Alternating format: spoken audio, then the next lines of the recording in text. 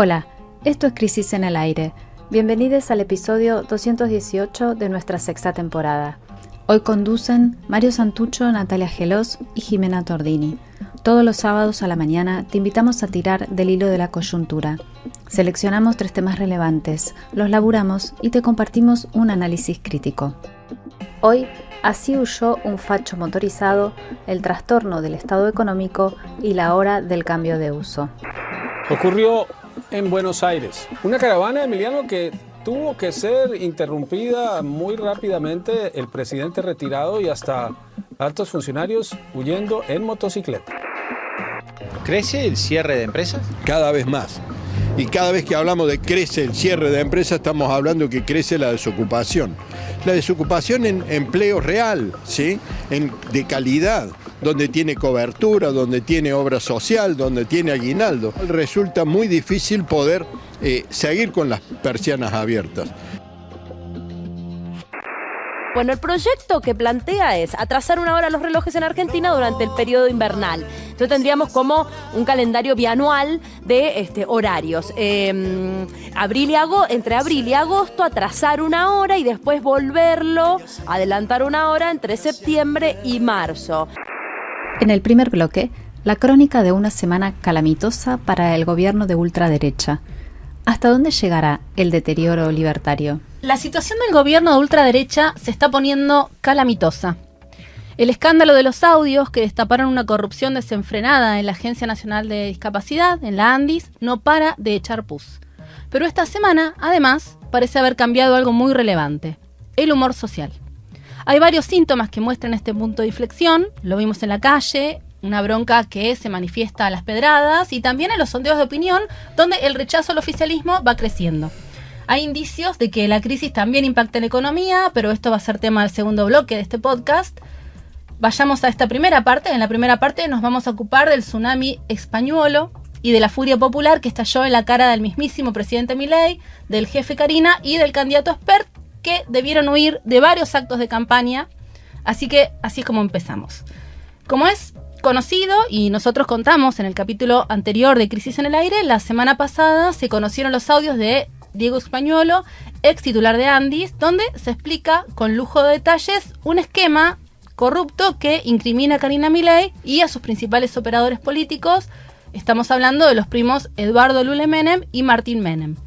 Durante los últimos días se conocieron nuevos audios y todo indica que son auténticos. Y lo primero que es preciso registrar es la confusión que generó este affair en lo más alto del poder gubernamental. Se podría incluso decir que lo que generó fue pasmo, ¿no? Varias jornadas de silencio total, luego de unas reacciones tímidas y recién una semana más tarde, una declaración destemplada del presidente que anuncia que van a contraatacar en la justicia. Uh-huh. Así es, Nati, y semejante desconcierto tiene que ver con una pregunta difícil de responder, pero en cierto modo clave. ¿De dónde viene este misil sonoro? Hay hipótesis de todo tipo, pero quizás las más posibles hasta ahora, según nuestro modesto parecer, sean 2. Una primera es que surgió el propio Españuelo. Quizás no del todo querido por él, pero como un algo así. sincericidio. Sí, o una especie de intento de extorsión o un arranque de despecho. Hay gente que dice que estaba enojado, porque no sé qué, y que se le haya ido de las manos, ¿no? Si es así, bueno, la hipótesis sería que es él contra el gobierno, no escalaría mucho más. Y es de alguna manera la explicación más sencilla, la menos rebuscada, que muchas veces es la correcta. Pero bueno, esto es una posibilidad. La otra, yo personalmente pienso que va más por este lado, es que Españuelo está siendo víctima de una operación más compleja, cuyo autor sería Santiago Caputo, quien, como sabemos, está a cargo de la CIDE.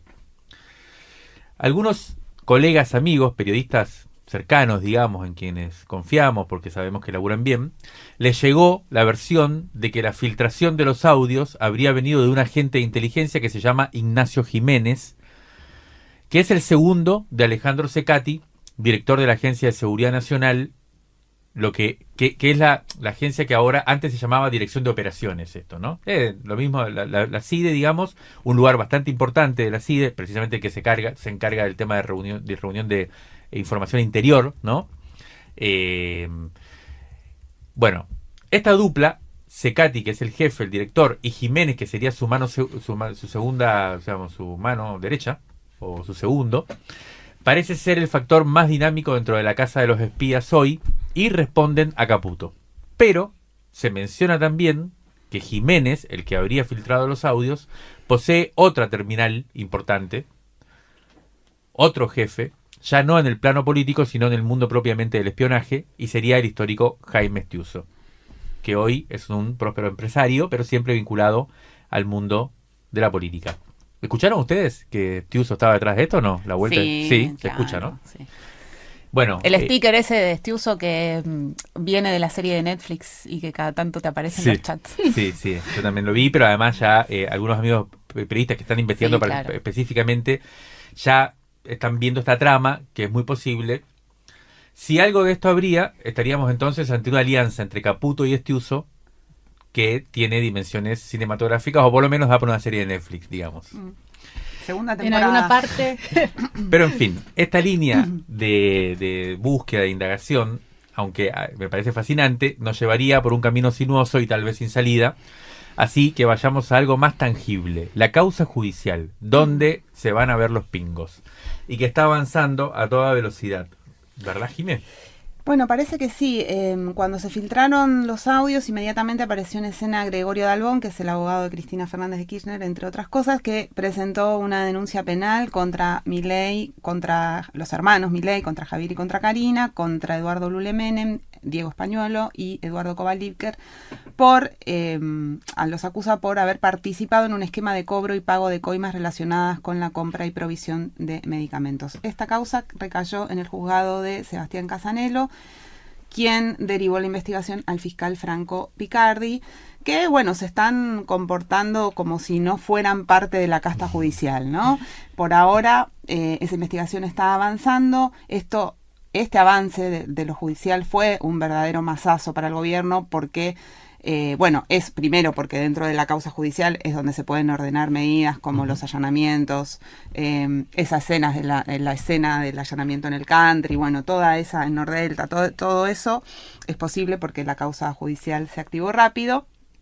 Y también eso lo que genera es que se empiezan a filtrar cosas a los medios que vienen de esa causa judicial, ¿no? Como el contenido de los teléfonos. Bueno, mientras grabamos este podcast, hoy viernes, se supo que Españolo designó a 2 abogados para que lo representen en la causa, que son Juan Araoz y Ignacio Rada Schulze. Españolo hasta ahora sigue manteniendo silencio de radio. Y aunque dicen que es un tipo un tanto particular, como un poco se escuchan los audios, algo desbordado, ¿no? Hay como, bueno, ese personaje parece estar en una situación medio rara. Hasta ahora, digamos que en lo público se viene comportando bastante sensatamente. Y bueno, va a ser importante lo que haga, ¿no? También se estaba especulando con la figura del arrepentido, como que podía elegir esa figura para hablar. Bueno, en los próximos días habrá novedades con eso. Le pedimos a Irina Hauser, que es periodista de Página 12, de AM530 y de Bravo TV, que nos resuma en qué situación se encuentra la causa judicial hasta el momento. Nos dijo lo que vamos a escuchar. El fiscal Franco Picardi busca cotejar los hechos que se describen en los audios filtrados que tienen como protagonista a Diego Españolo, el ex titular de la Agencia Nacional de Discapacidad. En esencia, coimas en la compra de medicamentos a la droguería suizo-argentina de la familia Kovalevker. Para eso se tomaron algunas medidas rápidas para asegurar posibles pruebas. Se incautaron, por ejemplo, teléfonos celulares. El de Diego Españolo es uno de ellos. Tenía 2, un iPhone y otro que no serviría de mucho. Los de los hermanos Kovalevker, que en realidad uno de ellos escapó cuando allanaban su domicilio, Jonathan, y se presentó recién unos días después con el teléfono. Y el de su hermano Emanuel, que sí estaba arriba de su auto a punto de irse, donde encontraron también 7 sobres con dólares, $260.000 repartidos. Y también se incautó el de Daniel Garbellini, un exfuncionario de Andis, que aparece mencionado en los audios como alguien que fue puesto para chorear, básicamente. En este caso, quien es señalado es Eduardo Lule Menem, que es un funcionario que trabaja con Karina Milei. Hasta ahora Se sabe poco de los celulares, salvo algo del de Españolo, que habría borrado bastante material, no tendría conversaciones ni con Milei ni con Karina, lo que es bastante llamativo. Hubo allanamientos en Nordelta en busca de imágenes de las cámaras de seguridad. Interesan varias cosas. Primero, si se cree, el jefe de seguridad les alertó que tenían un allanamiento el viernes pasado, pero se quiere saber también cuáles fueron sus movimientos, con quiénes se encontraron, si subieron algo al auto, por ejemplo, en el caso de Jonathan.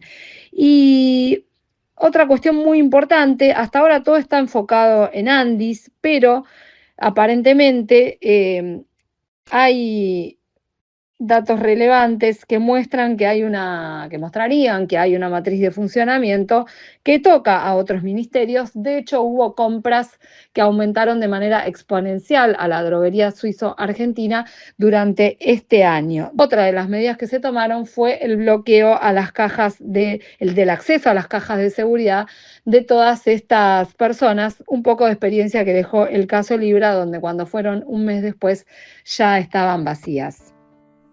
Bien, ahora vamos al impacto que generó en la gente común la evidencia de que estamos ante un gobierno corrupto que, mientras ajusta al pueblo de manera cruel, mientras canibaliza el presupuesto estatal, lo hace en acuerdo con empresarios pirata, en este caso con farmacéuticos.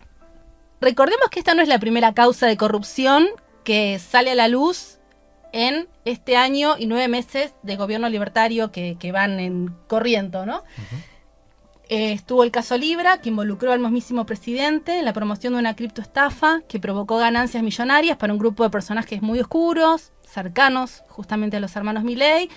Hubo otros escándalos con declaraciones polémicas, intolerables, que si bien cayeron mal en la población o en la mayoría de la población, no llegaban a perforar el apoyo que hasta ahora mantenía el presidente en la consideración ciudadana. La pregunta entonces es, ¿esta vez será distinto?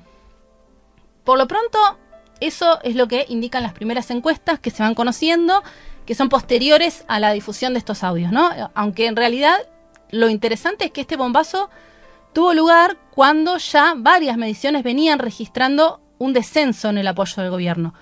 Hace unos días se conoció, por ejemplo, el índice de confianza en el gobierno que publica cada mes la Universidad de Itela y que registró en agosto una caída de 13,6%, un dato que sorprendió porque rompió la tendencia que se mantenía, y esto fue antes del escándalo.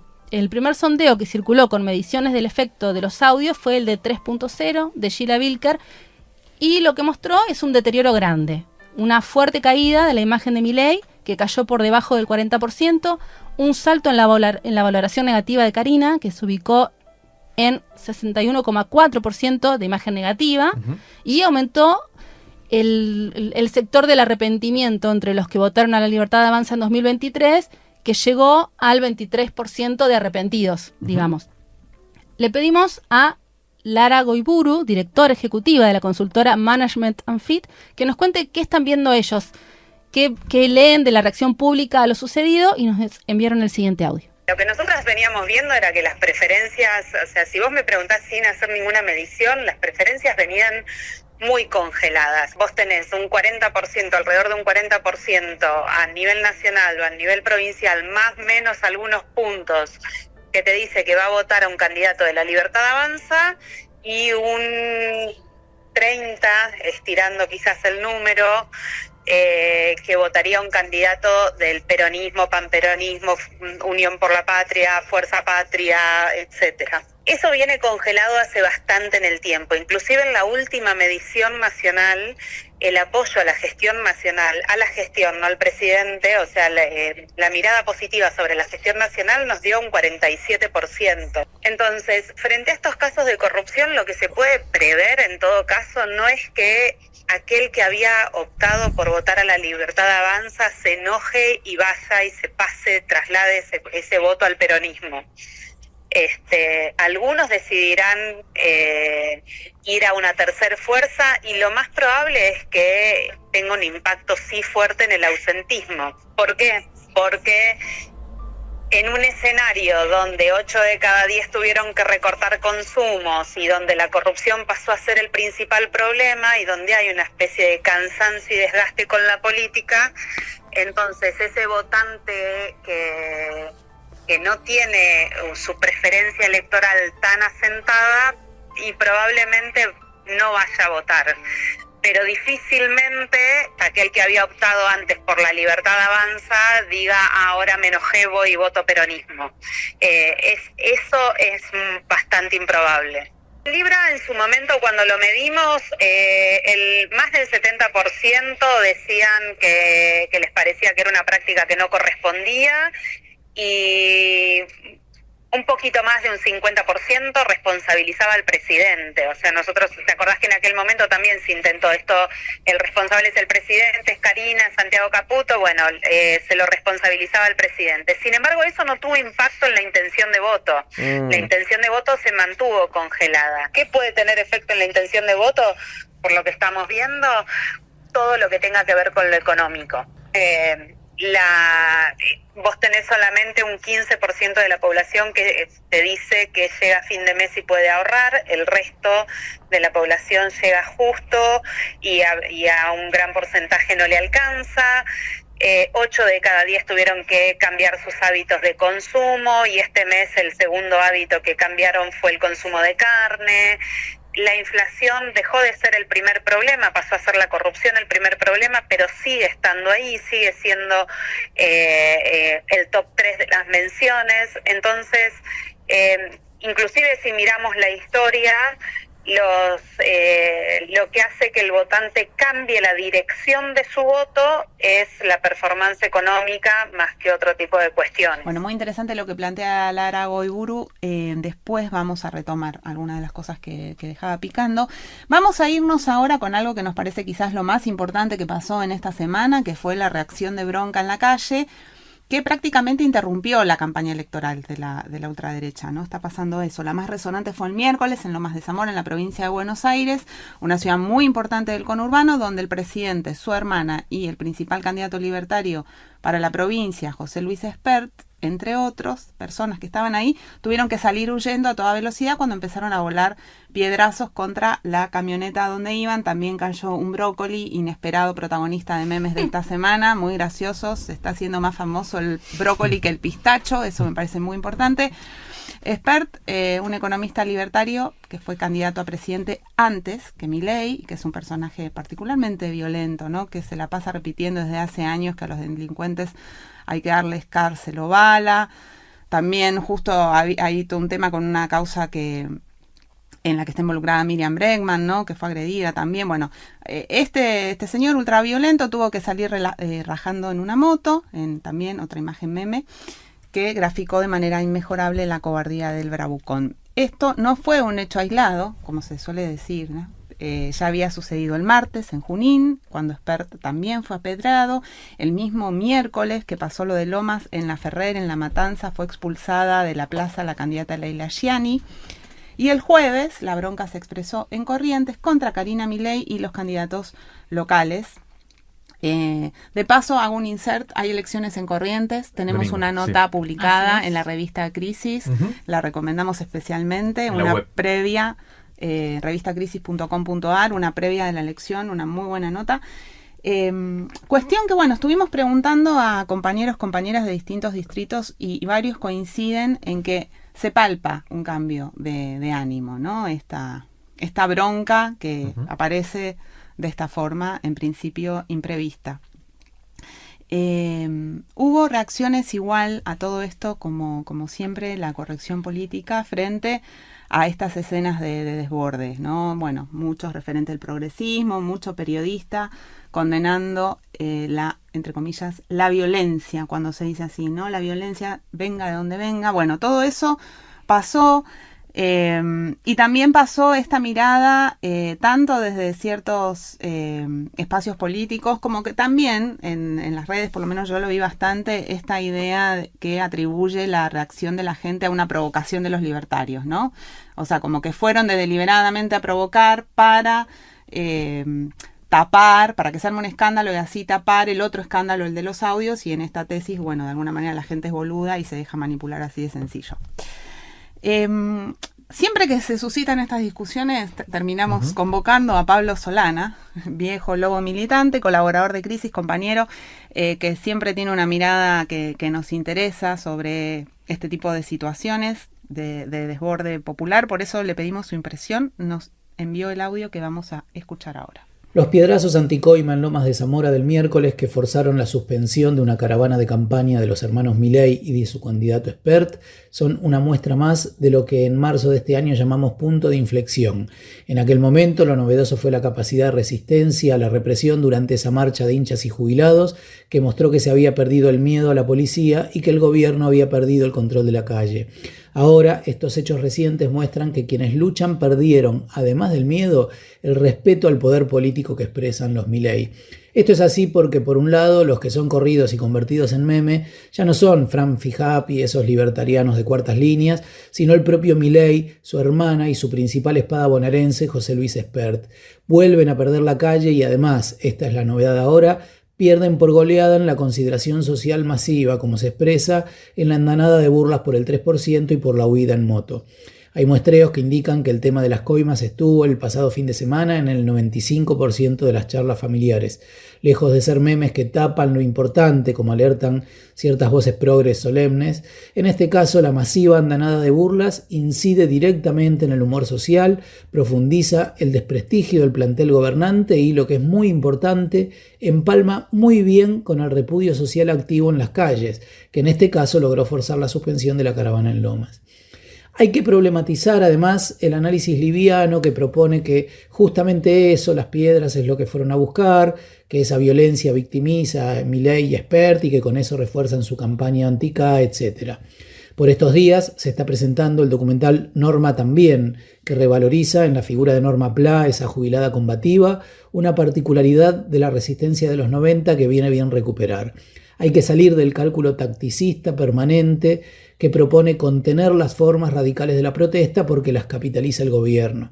Es cierto que los medios oficialistas van a machacar sobre la violencia y políticos de distinto signo van a proponer canalizar el enojo en las urnas, pero a la larga, como muestra Norma Pla, los métodos de lucha más audaces se van convirtiendo en los más efectivos y lo que parecen acciones pequeñas devienen, como pasó durante el menemismo primero y el gobierno de la Rúa después, en un caudal incontenible de protestas que sí se van volviendo masivas sin perder la radicalidad y son las que realmente logran cambiar la famosa correlación de fuerzas a favor del pueblo. No solo el pueblo había perdido el miedo, sino que fueron los poderosos, las clases dominantes, las que pasaron a temer la potencia del pueblo movilizado. Decíamos al principio que tras perder el miedo a la represión, ahora se les va perdiendo el respeto a quienes gobiernan. Si estos escenarios de expresión de la bronca popular sirven para contagiar formas efectivas de ponerles un freno, eso ya será un buen aporte en esta coyuntura que reclama más y mejores rebeldías.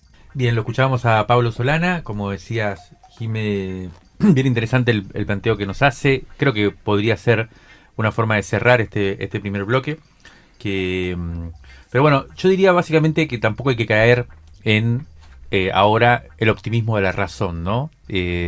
Una pésima semana para el gobierno entra en un nivel de crisis hasta ahora desconocido, pero tampoco es tampoco es que se va a caer mañana. Ojalá que sí, pero tampoco es que hay que celebrar, no hay que desayunarse la cena, como se dice. Bien, puede también recuperar, como vimos. Ya tuvo varios escándalos previos y salió adelante. Acá lo que aparece con mucha fuerza es esa mezcla entre crisis económica, ¿no? Entre malestar, entre carestía económica, entre una situación bastante complicada para la mayoría de la población y esta crisis política que se empieza a manifestar. Entonces sí es verdad que puede haber un punto de inflexión, puede ser que estemos ante eso, pero de vuelta, no es tan claro cuál va a ser el efecto en las elecciones. No hay que, perder de vista que pueden llegar a tener un triunfo electoral. El gobierno en septiembre y en octubre falta un montón igual, pero quiero decir, no es que esto necesariamente va a tener una resolución inmediata, ¿no? Y no hay que empezar a festejar desde ahora. Lo que es muy interesante es un poco lo que empieza a plantear o lo que claramente plantea Pablo Solana, y mucha gente lo estuvo comentando esta semana, que es ese cambio de ánimo en la sociedad, y eso sí me parece que es clave. Si ese clic efectivamente está teniendo lugar, bueno, a partir de ahí va a empezar un proceso de elaboración. Por ejemplo, nosotros estuvimos el miércoles en la marcha en el Congreso y no se expresó tan claramente, por ejemplo, en la movilización más organizada, ese cambio de tonalidad, digamos, en la sensibilidad popular. Eso no es mecánico, no es inmediato. Es acumulativo, ¿no? De golpes. Es acumulativo, tiene sus propios ritmos, tiene una temporalidad desconocida, que no es inmediata, que no es instantánea. Entonces está el plano de la bronca más genérica, más popular, que se empieza a expresar, está el plano electoral, está el plano del conflicto social. Hay muchos planos que no es tan claro cómo se articulan. Básicamente, sí registrar estos cambios que son bien importantes, que no son tan fáciles de leer. Esta semana aparecieron con mucha claridad, y ver cómo aportamos y cómo participamos de ese proceso de vuelta, sin un optimismo de la razón exagerado, sin esperar grandes resoluciones inmediatas, pero estando muy atentos porque se está poniendo interesante. En la segunda parte, un panorama de la situación económica. Crecen los nubarrones en la macro y en la micro no se puede respirar. Si el escándalo de las coimas no hubiera estallado, quizá esta semana lo que habría dominado las portadas de los diarios es la crisis económica. Es que con una estrategia tan contraintuitiva como desordenada, el gabinete económico está haciendo lo contrario a lo que hacen los gobiernos argentinos en tiempos preelectorales.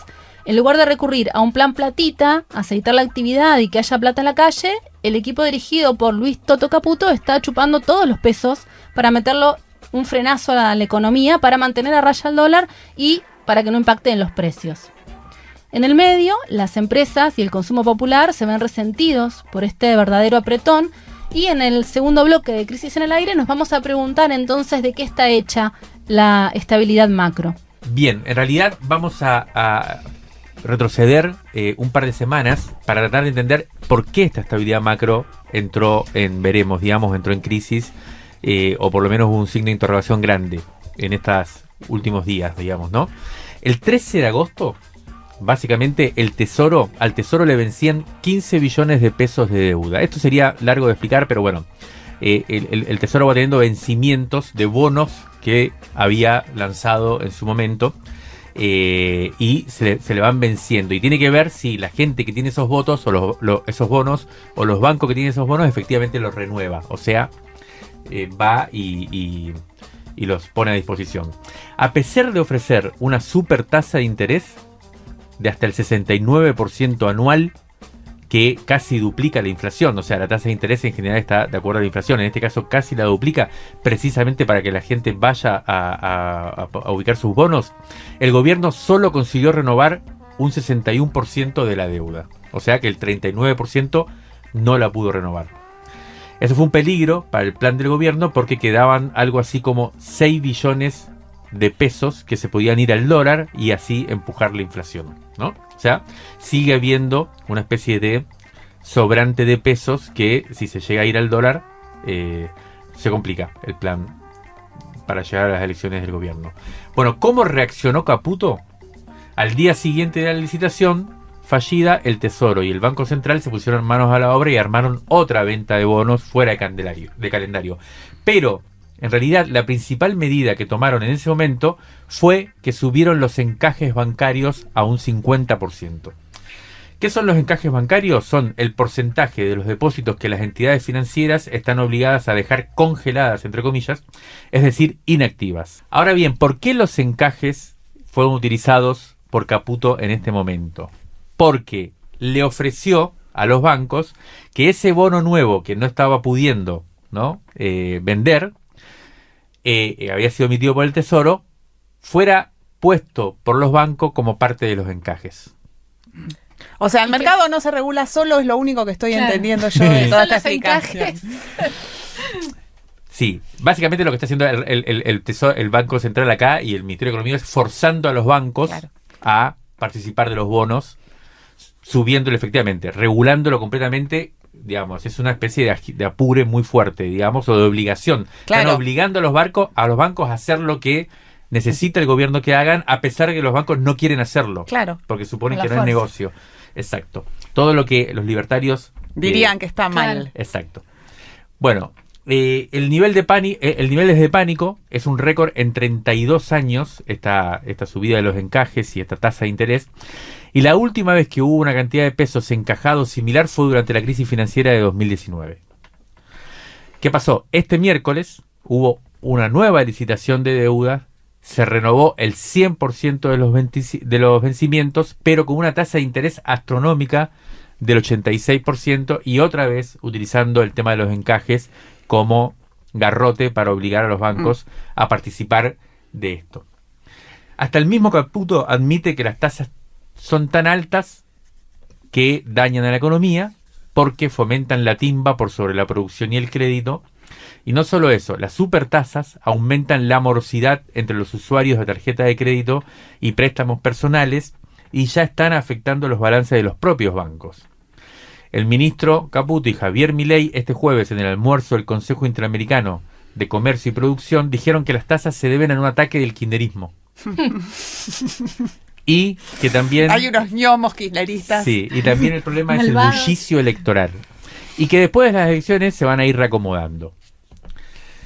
Obvio, lo que quisieron decir es que para eso tenía que ganar la elección de los libertarios, ¿no? Claro. ¿Qué pasaría con las tasas y con la actividad, según ellos, en caso de que la Libertad Avanza pierda? Es una pregunta válida para hacerse en este contexto. Pero quizás no pese tanto el riesgo Cuca, como le dicen, sino más bien el riesgo Carina. Porque el primer lunes, tras la publicación de los audios de Diego Españuolo, cayeron los bonos y las acciones nacionales, y hoy viernes el riesgo país abrió a 853 puntos, sí, lo cual es una barbaridad, o sea, impide básicamente la posibilidad de tener un horizonte de recuperación del crédito internacional para la Argentina, y es uno de los grandes asignaturas que los libertarios siempre festejaban, haber bajado el riesgo país. Sí, se jactaban. Y ahora está volando y sigue sin perspectivas. Le preguntamos a Cristian Buteler, que es economista, inversor y experto en finanzas, que votó a Javier Milei de manera efusiva, ¿por qué se dio esta caída de bonos y acciones tras la publicación de los audios? Escuchemos lo que nos dijo. Bueno, obviamente lo que tuvimos fue la reacción lógica de un mercado que no le gusta ver a la hermana del presidente, que es prácticamente como a verlo al propio presidente envuelto en casos de presunta corrupción. Y eso se tradujo en una venta de todos los activos argentinos, acciones, bonos, incluso al propio peso. Pero me parece que no es el único motivo, ¿no? Muchos países o incluso muchas presidencias pueden pasar por momentos de sospecha de corrupción más o menos creíble, que si su economía está firme, su programa económico está funcionando correctamente, el impacto, digamos, sobre los activos es más relativo. Yo creo que acá se suma no solamente eso, sino también una economía que dejó de crecer ya hace un par de meses, el enfriamiento se nota cada vez más, incluso la inflación dejó de desacelerar y está acelerando todos los meses. Seguramente agosto termine con una inflación superior a la que tuvimos en julio. Un mercado de pesos, ¿no? De las tasas que no encuentra un rumbo, con tasas reales hoy en día que son de 30 o 40 puntos, que hacen prácticamente imposible que la actividad económica presente alguna posibilidad de crecimiento, ¿no? Con este tipo de tasas. Entonces me parece que es el conjunto de todo eso, ¿no? Un Congreso que antes te aprobaba todo y ahora te empezó a sacar proyectos en contra.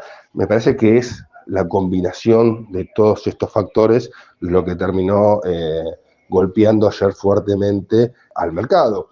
Hoy en bonos estamos viendo algún rebote, algo de recuperación, pero ya te digo, no solo si esto escala, sino si no vemos modificación en las otras variables, es difícil que se pueda sostener. Bueno, la pregunta que vamos a tratar de responder ahora es cómo se materializa esta situación macro en la vida concreta, ¿no?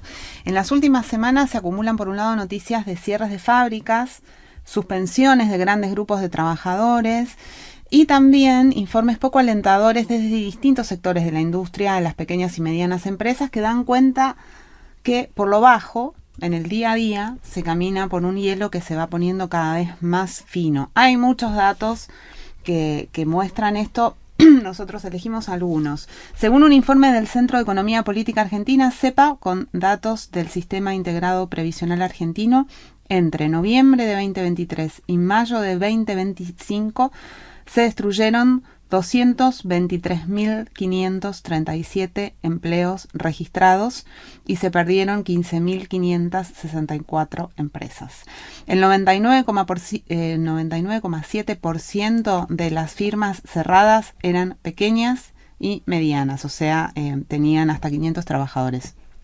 Sin embargo, fueron las grandes empresas las que más recortaron personal. 3 de cada 4 empleos destruidos correspondieron a compañías con más de 500 empleados. Es decir, todos los tamaños de empresa están golpeadísimos por la situación. Ayer hablamos con Leo Wilansky, que es presidente de la Asociación de Empresarios y Empresarias para el Desarrollo Argentino, y él nos decía que lo que ellos detectan en la asociación es que estamos entrando en una segunda recesión. La primera duró 6 meses, se llevó a 10.000 pymes, y en esta recesión, en esta segunda etapa, en 5 meses se fueron 5 o 6.000 pymes más. Esta tendencia, dicen, podrá seguir hasta que bajen el préstamo del Tesoro de Estados Unidos, y queda en el aire la pregunta sobre qué va a pasar luego de las elecciones. Por otra parte, desde la Organización de Industriales Pymes Argentinos estaban pidiendo un plan para el sector que sería una especie de un RIGI para las pymes industriales, un régimen de incentivo para las pymes industriales, así le llamarían, lo que daría la sigla RIPI o algo así, ¿no? Así es, Jimé. Vamos a ver un poquito ahora qué es lo que está pasando, cómo se traduce esto en todo el país. Por un lado, si vemos provincia de Buenos Aires, el Ministerio de Economía bonaerense compartió un informe que daba cuenta, por un lado, de cómo había bajado la producción de hierro, que se derrumbó un 22%, también había bajado notoriamente la producción de cemento, y lo que era más preocupante, o que señalaba como más preocupante, es la producción de neumáticos, que cayó este año solo este año un 30%. Santa Fe tiene 2 frentes abiertos. Por un lado, en Firmat, la fábrica de cosechadoras Basashi está atravesando un conflicto. Bueno, hay demoras en los pagos. Los trabajadores están pidiendo justamente que se les pague, nada más y nada menos.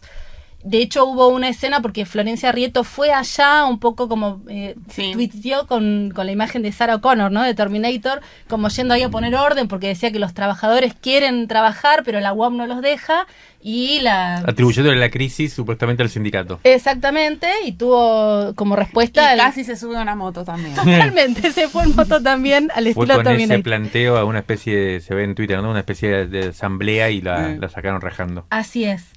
Y por otro lado, también en Santa Fe, Asindar vuelve a detener su producción en lo que sería el área de laminados. Hubo otras áreas en las que también hubo suspensiones de la producción, y lo que dicen desde la UOM es que esto lo que implica son 200 trabajadores suspendidos. Si vamos a Tierra del Fuego, Mirgor suspendió a 300 trabajadores justamente por la caída de las ventas, y en paralelo, que abrimos un paréntesis, abrió justamente esta semana una página para comprar directamente celulares y televisores. Bueno, este es un tema que ya habíamos hablado acá en Crisis en el Aire. Y en San Juan, por ejemplo, la fábrica de galletitas Tía Maruca también dio vacaciones obligatorias a 300 trabajadores, o alrededor de 300 trabajadores. Otro más, ya yendo como al rubro indumentaria, en Misiones el grupo DAS, que hace calzado deportivo para marcas como Adidas o como Nike, anunció también una reestructuración. Ya había cerrado una planta en Coronel Suárez y ahora anuncian que van a reducir su plantel en un 40% en El Dorado. Justamente lo que le atribuyen esto es a la caída de la demanda y a la apertura de las importaciones, y ahí entramos entonces en algo que es una cuestión que pone contra las cuerdas al rubro textil, particularmente, que son por un lado los créditos congelados y por otro lado este boom de Shein, ¿no? Y las compras de, en especial ropa, que es como uno de los grandes segmentos Ya vamos a tener en el próximo número de paso, podemos adelantar Spoiler. ya. Spoileamos. Sí, un trabajo de Lucía Cholakian. Así es, con una nota sobre esta fiebre de Shane, que preguntamos también si se traducirá o no en un voto Shane. Fiebre que en el colectivo de crisis ha hecho mella Eso dicen, notablemente. ¿sí? No vamos a dar nombres. No vamos a Sin contar acá nombres. nuestra grieta, pero... Grieta, no hay grieta, dale, no te hagas. Bien. Una de los casos más simbólicos en este sentido, hablando de textiles acá en Argentina, fue Mauro Sergio, que es una planta histórica de suéteres, una fábrica histórica de suéteres, que tuvieron también 150 despidos, cerró una parte de sus plantas. Y desde la Fundación Proteger lo que dicen es que 6 de cada 10 compañías realizaron recortes de su estructura durante 2025. Hablamos justamente con Marco Meloni, que es vicepresidente de la Fundación Proteger, y le pedimos a él que nos comparta en detalle cuál es la situación que atraviesa el sector. La situación, más que decir mala, diría que es pésima. Las caídas son mensuales y parece que no tienen piso. Esto se genera por la profundización del aumento del costo del dinero, el torniquete al crédito que le pusieron, la falta de consumo interno, la gente no tiene dinero, le aumentaron tanto la parte de gasto núcleo, que es alimento, energía, gas, electricidad, agua, alquiler, expensas y obra social, y ni hablemos de transporte, lo cual significa que nuestra industria queda relegada, la compra de un pantalón, de una camisa, queda relegada. No solo eso, sino que también bajó fuertemente la demanda, como dije, por esos motivos, porque no hubo reacción en cuanto al aumento de salarios, sino que además aumentó un 130% la oferta del importado, sin contar el puerta a puerta de la ropa infectada y manchada de sangre que viene por las plataformas como Shein, ¿no? Que no tiene ningún control, que bueno, ya tanto Estados Unidos como Francia le puso un parate a eso y lo está haciendo los países civilizados del mundo. Esto conlleva a que tenemos más de 13.000 despidos en el sector, en blanco. Calculamos que hay otro tanto en la parte informal. Sabemos que hay parte de la cadena que hay mucha informalidad, o hay informalidad. El cierre de más de 350 empresas y un aumento de la desocupación general que se retroalimenta todo este circuito maléfico con el aumento de la falta de consumo, ¿no? Bien, lo escuchábamos a Marco Meloni, que es vicepresidente de la Fundación Proteger, que como escuchábamos, bueno, estaba contando algo que ya parece algo muy común en casi todos los sectores de la producción, particularmente en la industria, pero que también está afectando muchísimo al consumo. Es Vox Populi, que la parálisis económica es tremenda, y esto tiene todo que ver con la política económica del gobierno, que todo parece indicar, y todo el mundo dice ya que no puede sostenerse mucho más, porque como bien explicábamos al principio de este bloque, está todo en función de que no haya inflación y por lo tanto hay una sequía absoluta de pesos para que no vaya el dólar. Todo esto hace que la parálisis sea muy fuerte, las tasas de interés altísimas, como se decía, el crédito no existe.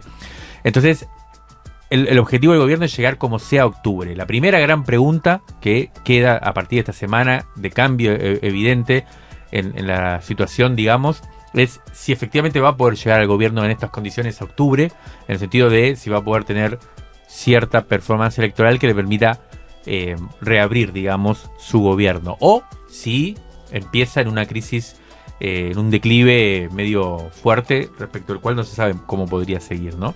La tangente es una línea de fuga para escapar de una época que apabulla con su inmediatez. Esta semana, el biólogo Diego Golombek argumenta por qué está bueno cambiar el uso horario. Todos tenemos un pedacito de cerebro que mide el tiempo y le dice al reloj qué hora es. Se llama el reloj biológico. Pero para que funcione realmente bien, este reloj biológico se tiene que sincronizar, se tiene que poner de acuerdo con el mundo. Es como tener un reloj pulsera que adelanta o retrasa un poquito cada día. Todos los días lo tenemos que poner en hora. El principal sincronizador del mundo es la luz. Pero para eso, la luz nos tiene que dar un horario fidedigno, nos tiene que decir efectivamente qué hora es para que, por ejemplo, al mediodía el sol esté exactamente arriba nuestro. La luz afecta al reloj biológico de una manera muy positiva y la luz que mejor afecta al reloj biológico es la luz de la mañana. Es un poco la nafta del reloj biológico, es la que nos pone alerta, nos sincroniza, nos cambia el estado de ánimo y nos da fuerza para seguir el resto del día. Para esto tenemos que estar bien expuestos a esa luz por la mañana. Esto tiene una consecuencia geopolítica. Cuando uno pregunta qué hora es, hay 3 respuestas posibles. Una de las respuestas es la hora que marca nuestro reloj pulsera, nuestro reloj despertador, el reloj del celular. Esa es una hora que es la que establece el sistema de cada uno de los países. También podríamos decir qué hora es de acuerdo a dónde está el sol en el horizonte o arriba o poniéndose. Y también podríamos decir qué hora es de acuerdo al horario que marque nuestro reloj biológico. Obviamente lo ideal es que estos 3 horarios estén bien sincronizados. Para eso hay que tomar decisiones que no solamente son biológicas o médicas, sino también políticas. ¿Cuál es esa decisión que hay que tomar? ¿Qué hora es de acuerdo al uso horario que nos corresponde? Cuando Argentina ingresó al Sistema Internacional de Usos Horarios en 1920, ingresó en el horario que nos corresponde geográficamente. Imaginemos que el mundo está dividido en 24 gajos como si fuera una mandarina y cada uno de estos gajos representa una hora. A nosotros nos corresponde el gajo -4. ¿Qué quiere decir -4? 4 horas al oeste del meridiano de Greenwich. Y efectivamente, cuando nos sumamos a esta convención internacional, entramos en el uso horario -4, que es el que recorre casi todo el territorio nacional. Después se puso un poco de moda alternar entre horarios de verano y de invierno, porque se habían hecho cálculos que decían que esto permitía ahorrar un montón de energía, ¿sí? Se repitieron estos cálculos y más recientemente se volvieron a repetir y se vio que la verdad que el ahorro de energía es muy marginal. La sábana es corta, lo que uno ahorra por un lado termina gastándolo por otro. Y empezamos a alternar entre el uso horario -4, el que nos corresponde, y -3. -3, imaginémonos, es como estar viviendo en Brasil, incluso en la punta de Brasil. Y alternamos -3, -4, -3, -4, -3, -4. En un momento, hace ya un montón de años, se decidió, bueno, paremos de alternar, porque realmente no vale la pena, los beneficios son menores que los perjuicios. Pero, por un equívoco histórico, nos quedamos en el uso horario -3, o sea, en el gajo de la mandarina que les corresponde a Brasil. Nos quedamos más cerca del meridiano de Greenwich que lo que nos corresponde geográficamente.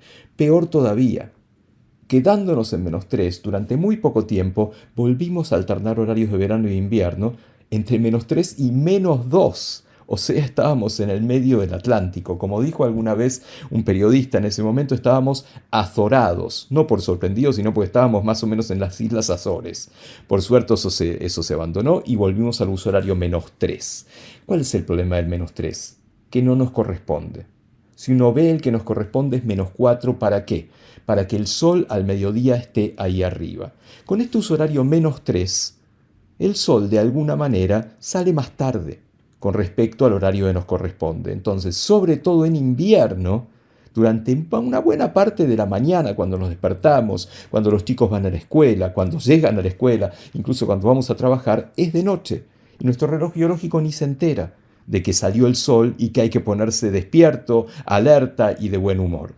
El pasaje a -4 corrige ese defecto.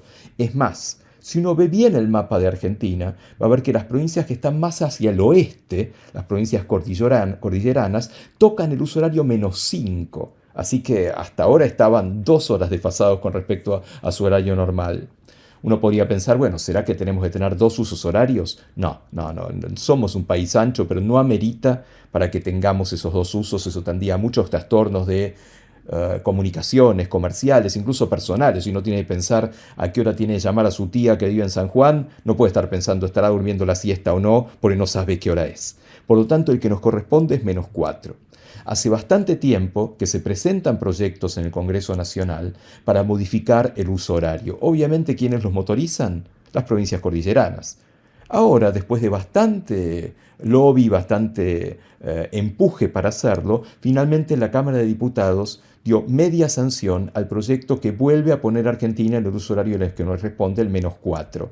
Bienvenido sea, lo celebramos. Nosotros desde mi laboratorio en el CONICET y en la universidad, también laboratorios e institutos de CONICET en Mendoza, hemos provisto mucha evidencia para mostrar por qué tenemos que estar en ese uso horario. Hasta ahí todo fenómeno, ¿sí? 2 problemas. Primero, hay obviamente gente que no está nada de acuerdo con esto porque, de nuevo, la sábana vuelve a ser corta y uno gana horas de luz por la mañana, pero las pierde al atardecer, a la tardecita. Va a atardecer más temprano, sobre todo en invierno.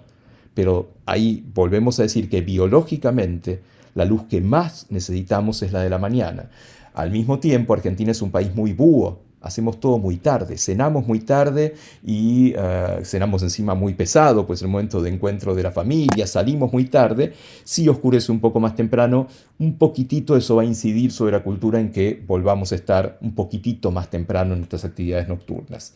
El problema es que el proyecto que se aprobó, que fue un consenso entre distintos proyectos de distintos legisladores, distintas diputadas y diputados, habilita a que volvamos a hacer un cambio de uso horario entre verano e invierno, entre -4 y -3. Ahí es donde no estamos de acuerdo. Hay una demostración creciente de que el cambio de uso horario tiene perjuicios. Tiene perjuicios sobre la salud, sobre los accidentes. La semana siguiente, en los países en los que se cambia de uso horario en verano y en invierno, lo que se habla de horario de ahorro de luz y horario estándar, hay más hospitalizaciones, hay más choques, hay más accidentes de tránsito, la gente se enferma más. Es más, en los países desarrollados que se sigue haciendo cambio de uso horario, muchos países europeos, muchos estados de Estados Unidos, se está discutiendo en este momento dejar de hacerlo y quedarnos siempre en el horario estándar, el horario que corresponde por el uso horario geográfico. Entonces, vuelvo al principio, bienvenido este cambio al uso horario que nos corresponde geográficamente para tener más luz de mañana, sobre todo en invierno. Yo celebraría que no se habilitara el cambio de uso horario de verano a invierno porque no están demostrados sus grandes beneficios. Y lo último que me gustaría decir es que esto es un maravilloso ejemplo de cómo las decisiones de políticas públicas se deben tomar basadas en evidencia científica. Una de las razones de tener un sistema científico potente, poderoso, activo, financiado, es justamente poder apoyar con evidencia, con argumentos reales, para la toma de decisiones que resultan en una mayor calidad de vida de la gente. Para eso también es la ciencia y para eso también tenemos que defender que es un sistema científico robusto, que es la base de cualquier desarrollo nacional y también es la base de que tengamos la hora correcta. ¿Qué hora es? Ojalá la que dice la ciencia. Esto fue Crisis en el Aire, un podcast de la revista Crisis conducido por Mario Santucho, Natalia Gelos y Jimena Tordini. En la producción, Facundo Iglesias, Juan Pablo Hudson y Melissa Rabanales. La ilustración es de Brenda Greco, yo soy Flor Badaraco y Ale De Masi editó el episodio. Este episodio se grabó en FM La Tribu. Hasta la próxima semana.